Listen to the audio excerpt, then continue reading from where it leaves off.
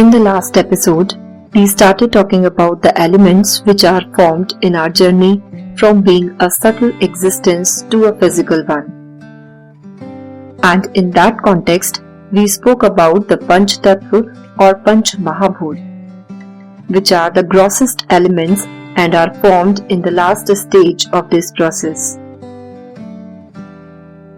We discussed the last elements first because it's easy for everyone to understand and relate to the physical aspects rather than the subtle ones. Now, as we understand the physical stages, let's traverse back and talk about some subtle stages of this development. So today, we'll explore one of the subtle elements, which is one of the four main parts of our mind, Ahamkara, loosely translated as ego. यदि हमें ईश्वर को प्राप्त करना है तो हमें अपने अहंकार का त्याग करना होगा. If we want to become one with God, then we'll have to leave our ahankar or ego. Many times you would have heard this. This statement is absolutely true.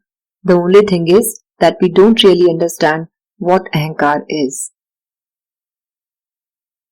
Generally, people think that having a sense of self-esteem or thinking yourself to be superior to someone on certain grounds is ahankar or ego.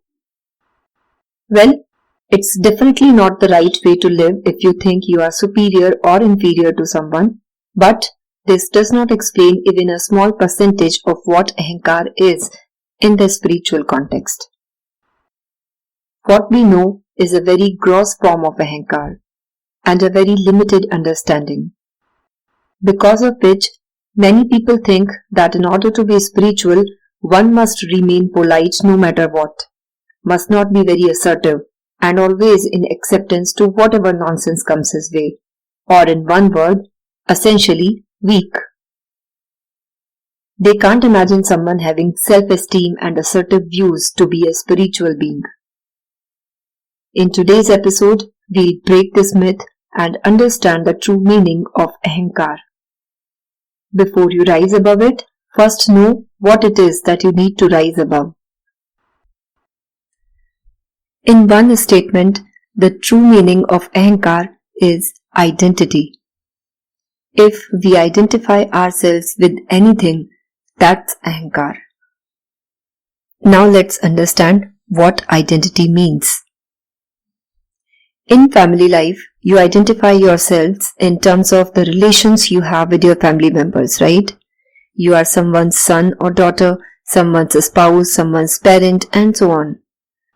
In your professional life, within the organization, your designation is your identity. And if you go for an official meeting outside your organization itself becomes your identity, isn't it? Similarly, in an interstate trade fair, a trader's identity is his state, and in case of a tourist visiting any foreign country, his own country will be his identity. Why I am taking so many examples is to tell you that our identity depends on where we are, who we are dealing with, and what our purpose is. Which essentially means that having an identity is required for our survival in the society. And also, no identity is absolute. It is limited by the context we are in and the work we are doing. Essentially, identity is a way of discrimination, drawing a boundary between what is me and who are the others I am dealing with. This means that when I speak or act as an Indian, taking my nation as my identity, I am making a distinction between Indians and non-Indians, probably because I want to emphasize something which is specific to India. Or if I say I am speaking as a woman, I am identifying myself based on gender and separating the two genders in a certain context where it is required. So essentially, it's a way of separation, identifying this versus that. However, this discrimination is not in a negative sense, which generally people take it as. This is simply to serve a certain purpose. And that is why this discrimination need not be absolute. Once the purpose is solved, there should be no need for drawing a boundary.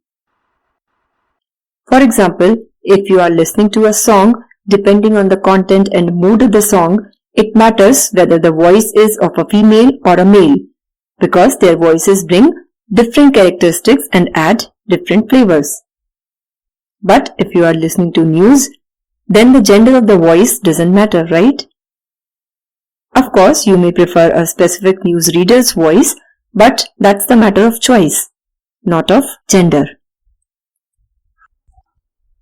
Now, in order for us to become inclusive, it's important that we expand the boundaries of who we consider inside our circle and who are outside that. Because when we are in a group, we feel oneness with people who belong to that group. When we think of our family to be our identity, we feel oneness with our family members and protect them from anyone outside. When we think of our nation to be our identity, we feel one with all fellow citizens and work to protect its pride. So the more people you include in your boundary, the more inclusive you will become. But always remember that no matter how big the boundary is, it is a boundary. It's not infinite. There is nothing wrong in belonging to a group to serve a certain purpose.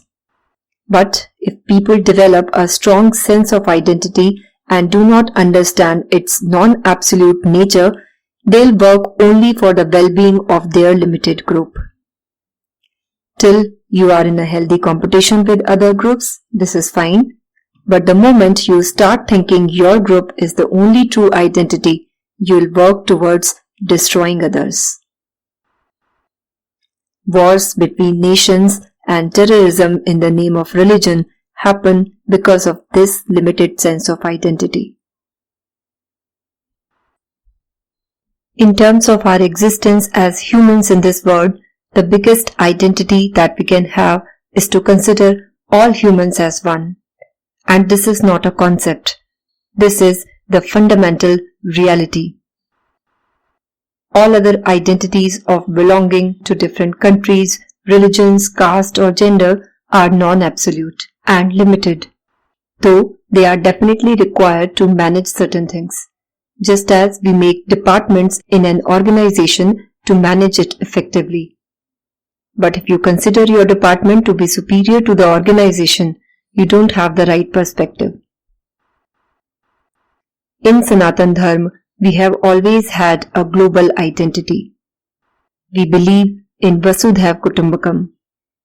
Vasudha means the earth and Kutumba means the family. So this phrase, which is the part of a shlok in Maha Upanishad, means the entire earth is our family. In fact, we do not even limit ourselves to humans. We include all forms of life, and so we bow down to every tree and animal because we have always known that they are the same life as humans. Once you are so globally identified, you will work for everyone's well-being, and that's the beauty of Sanatan Dharma.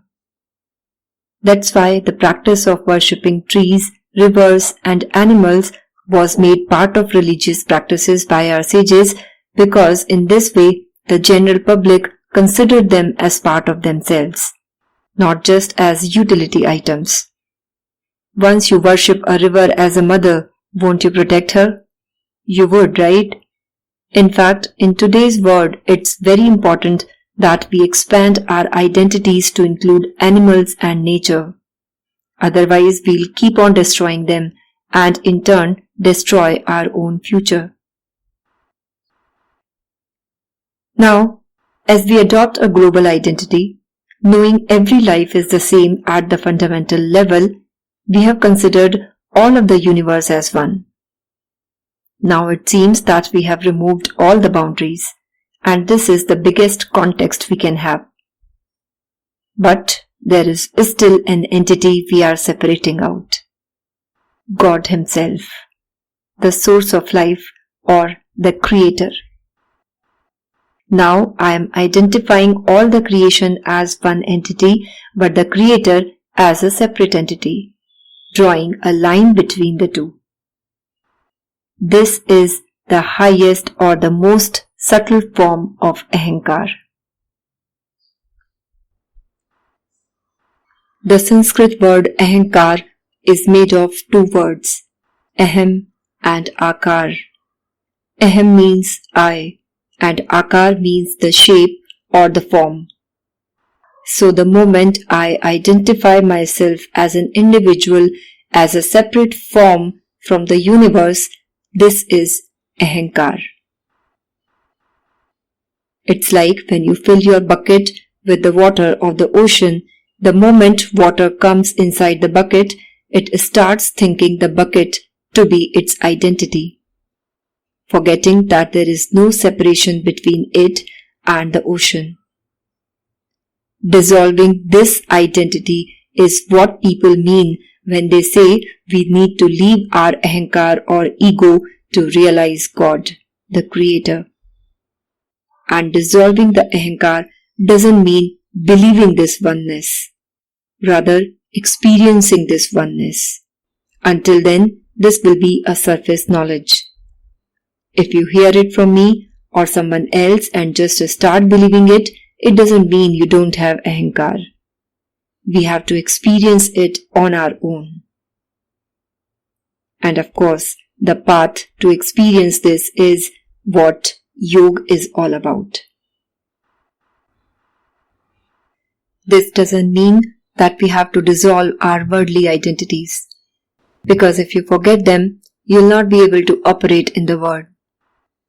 Suppose you are not able to identify a man and a woman separately and behave accordingly when it is needed, you will become insane.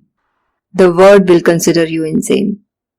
If you cross an international border without the required documents because you don't respect your national boundary as you think you are a free soul, no doubt your free soul will be behind bars. So the point is not to go insane, but to realize when to bring any of your identities in picture and when not. This is the first step towards dissolving your subtle Ahamkara. If you don't realize this and remain stuck with your worldly identities, you will act against others sooner or later, consciously or unconsciously. Forget about becoming spiritual and realizing God. When you need to drink water, you need to discriminate between the water coming through the tap and the water in the ocean, because your survival depends on it. But when it comes to preserving and not polluting water, you must not discriminate between them.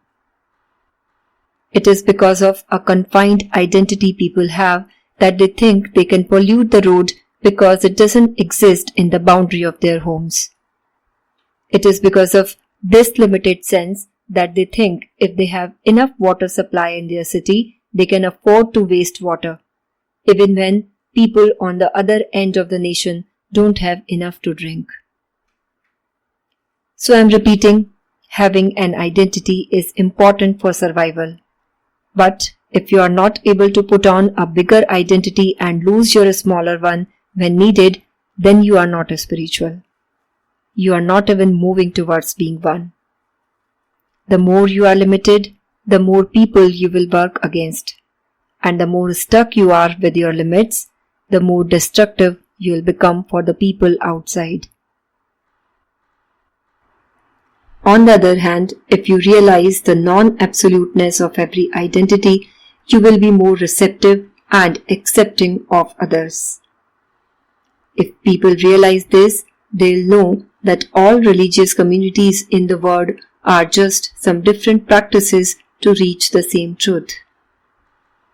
Having different religious communities is a social reality, not an existential one. And it does not mean that all communities worship a different God. In fact, those who think their God is different from someone else's God are far away from realizing the truth and knowing the Creator. So let's not become like them. We respect our social identities but realize that all forms of life are the same at the fundamental level. So whatever we'll do, we'll ensure that it is for the well-being of all.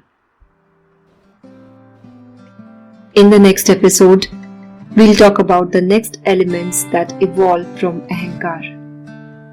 You remember in the last episode we talked about the Panch Tattva, Tanmatras, senses of perception and action, and about their evolution from Sattvic and Tamasic Ahamkara. Now, as we understand what Ahamkara is, we'll also talk about the three qualities, Sat, Rajas and Tamas in its context. So stay tuned and have a nice time.